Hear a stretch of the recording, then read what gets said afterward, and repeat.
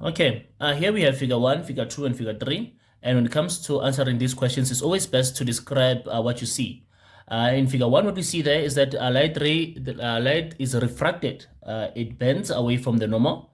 So also this is telling us that where it's coming from is coming from a denser medium towards a less dense medium.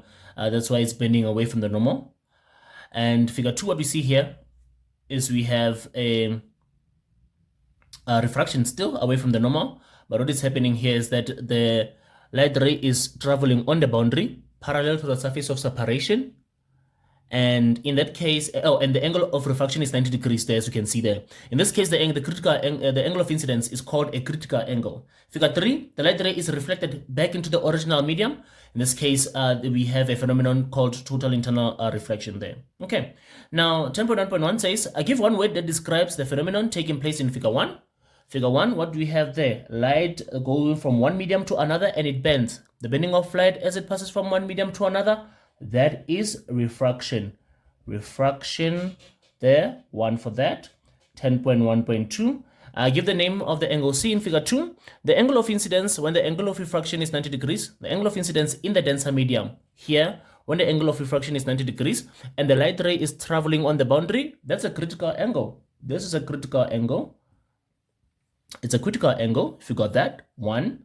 10.1.3. Identify the phenomenon taking place in figure 3. When the light ray is reflected back into the original medium, it happens when the critical angle is surpassed, when the angle of incidence becomes greater than the critical angle. Here you can see that the angle of incidence has been increased to be more than the critical angle, and the light ray is reflected back into the original medium, meaning it goes back inside of the denser medium. So this is a phenomenon called total internal reflection. Total internal reflection here is the phenomenon that we have there.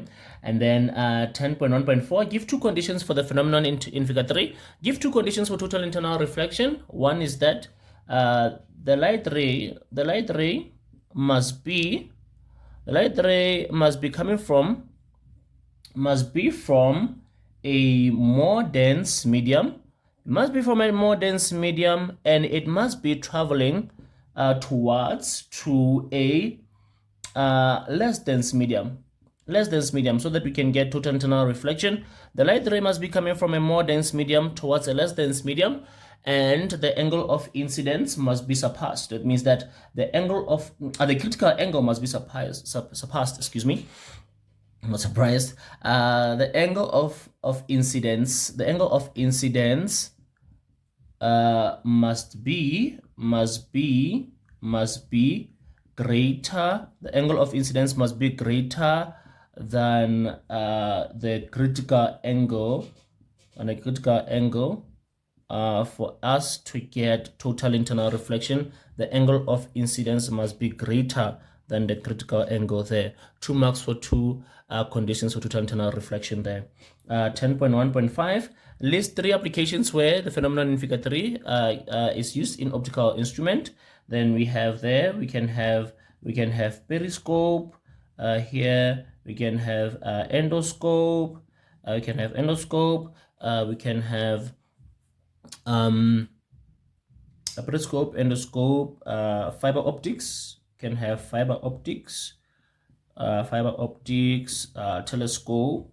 The 3 is okay in this case here. So we have an activity there out of 8 there, and you can check how did you do out of 8 there. Okay.